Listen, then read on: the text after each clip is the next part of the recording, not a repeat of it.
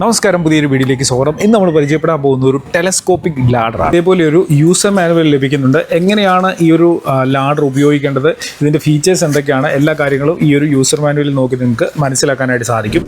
Okay, ഇനി നമുക്ക് ഈ കവർ ഒന്ന് മാറ്റി നോക്കാം. ഇതാണ് നമ്മുടെ ലാഡർ.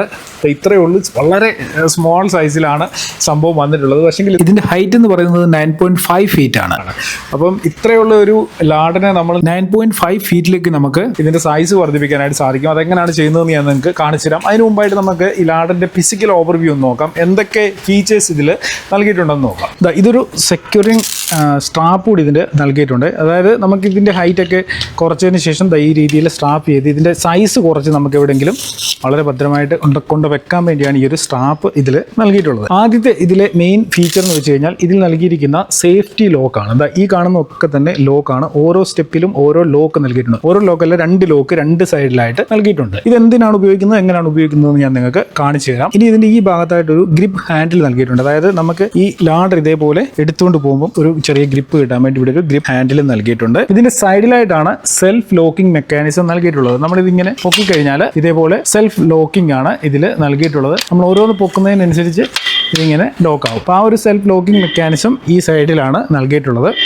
ഈ നൽകിയിരിക്കുന്നതാണ് ഇതിൻ്റെ ബോട്ടം ക്യാപ്പ്. നല്ല ക്വാളിറ്റിയുള്ള ഒരു മെറ്റീരിയലാണ്. സ്ലിപ്പ് ആകുന്ന രീതിയിലല്ല ഇത് നൽകിയിരിക്കുന്നത്. നിങ്ങൾക്ക് കാണാൻ സാധിക്കും, നല്ല ഗ്രിപ്പൊക്കെ ഇവിടെ നൽകിയിട്ടുണ്ട്. ഈ ലാഡർ ബിൽഡ് ചെയ്തിരിക്കുന്നത് അലൂമിനിയത്തിലാണ്. അലൂമിനിയം ആയതുകൊണ്ട് തന്നെ വളരെ ലൈറ്റ് വെയിറ്റ് ആണ്. ഈ ലാഡറിന്റെ മാക്സിമം ലോഡ് കപ്പാസിറ്റി 150 kg ആണ്. 150 kg വരെയുള്ള ഒരാൾ ഇതിൽ കയറി കഴിഞ്ഞാലും ഒരു പ്രശ്നം ഉണ്ടാകത്തില്ലെന്നാണ് ബ്രാൻഡ് ഇവിടെ മെൻഷൻ ചെയ്തിരിക്കുന്നത്. ലാഡറിന്റെ മൊത്തം വെയിറ്റ് വരുന്നത് 7.2 kg ആണ്. പിന്നെ മറ്റൊരു കാര്യം കൂടെ പറയാനുള്ളത്, ഈ ഓരോ സ്റ്റെപ്പിന്റെയും ഇടയിലുള്ള ഈ ഒരു അകലമുണ്ടല്ലോ, ഇത് 30 സെന്റിമീറ്റർ വെച്ചാണ് ഓരോ സ്റ്റെപ്പിന്റെയും ഈ ഒരു ഡിസ്റ്റൻസ് ഇവിടെ നൽകിയിട്ടുള്ളത്. ഇനി നമുക്ക് ഈ ലാഡറിന്റെ ഹൈറ്റ് എങ്ങനെയാണ് വർദ്ധിപ്പിക്കുന്നത് നോക്കാം. വളരെ സിമ്പിൾ ആണ്. ഈ രീതിയിൽ ഇങ്ങനെ ഒന്ന് കളത്തി കൊടുത്താൽ മതി. നോക്കാം, ഇത് ഓട്ടോമാറ്റിക്കായിട്ട് ലോക്ക് ആയിക്കോളും. നമ്മൾ എത്രയും കളത്തുന്നു അത്രയും ഇത് ലോക്കാവും.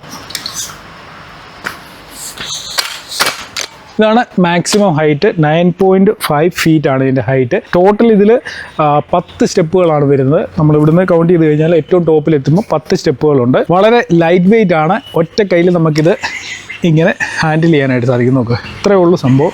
വളരെ ഈസി ആയിട്ട് നമുക്ക് എവിടെ വേണമെന്നുണ്ടെങ്കിലും കൊണ്ടുപോകാനായിട്ട് സാധിക്കും. ഇങ്ങനെ കൊണ്ടുപോകേണ്ട കാര്യമില്ല. നമുക്കിത് ചെറുതാക്കി വേണമെന്നുണ്ടെങ്കിലും നമുക്കിത് മൂവ് ചെയ്യാനായിട്ട് സാധിക്കും.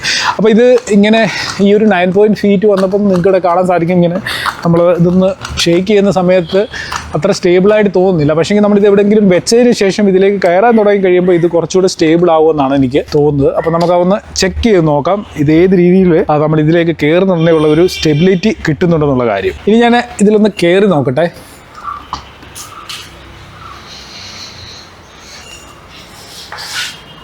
കുഴപ്പമില്ല,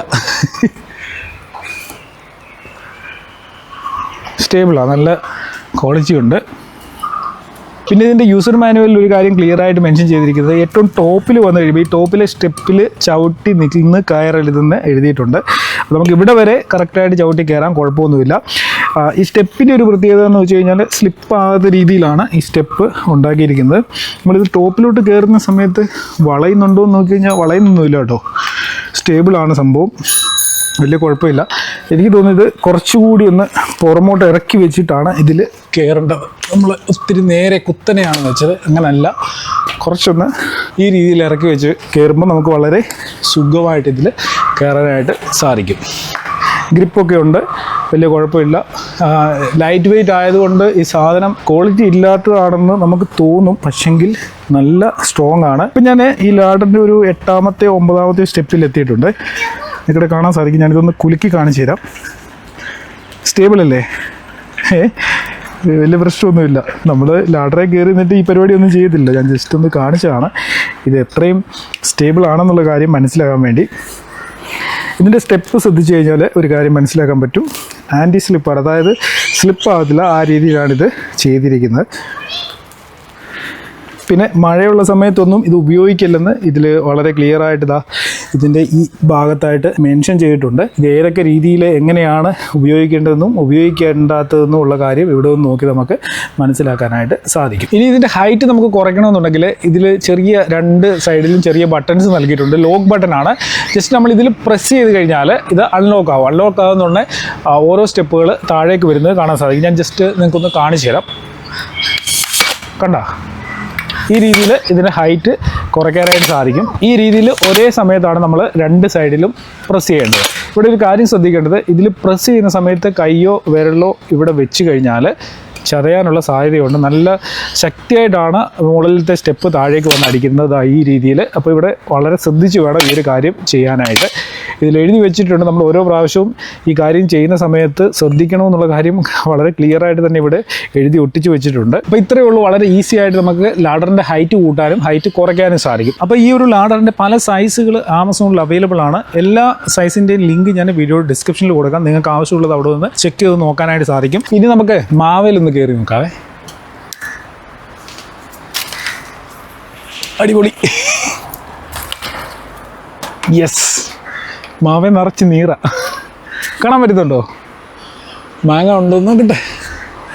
യെസ്, ഒരു മാങ്ങ ഉണ്ട്. ഒന്നല്ല, കുറേ മാങ്ങ ഉണ്ട്. എൻ്റെ ദൈവമേ, എന്താടാ പഴുത്ത? അപ്പോൾ ഈ ടെലസ്കോപ്പിക് ലാഡറിൻ്റെ ഏറ്റവും വലിയൊരു പ്രയോജനം എന്ന് വെച്ച് കഴിഞ്ഞാൽ വളരെ ഈസി ആയിട്ട് നമുക്ക് എവിടെ വേണമെങ്കിലും ഇത് സ്റ്റോർ ചെയ്യാൻ സാധിക്കും എന്നുള്ളതാണ്. അധികം സ്പേസ് നമ്മുടെ നഷ്ടപ്പെടുത്തത്തില്ല. ഇതല്ലാതെ മറ്റൊരു ലാഡർ എൻ്റെ ഉണ്ടായിരുന്നു, പക്ഷേങ്കിൽ അത് വെക്കാനായിട്ട് വലിയ ബുദ്ധിമുട്ടാണ്, ഒരുപാട് സ്ഥലം പോകും. അപ്പോൾ ഇതിന് അങ്ങനെ ഒരു പ്രശ്നമില്ല. കൂടുതലും ആളുകൾ ടെലസ്കോപ്പിക് ലാഡർ ആ ഒരു കാര്യം ഉദ്ദേശിച്ച് തന്നെയാണ് വാങ്ങുന്നത്. സ്പേസ് പോകാതെ വളരെ ഈസി ആയിട്ട് ഇത് സ്റ്റോർ ചെയ്യാനായിട്ട് സാധിക്കും എന്നുള്ളതാണ്. നല്ല പഴുത്തൊരു മാങ്ങയും കിട്ടിയിട്ടുണ്ട്.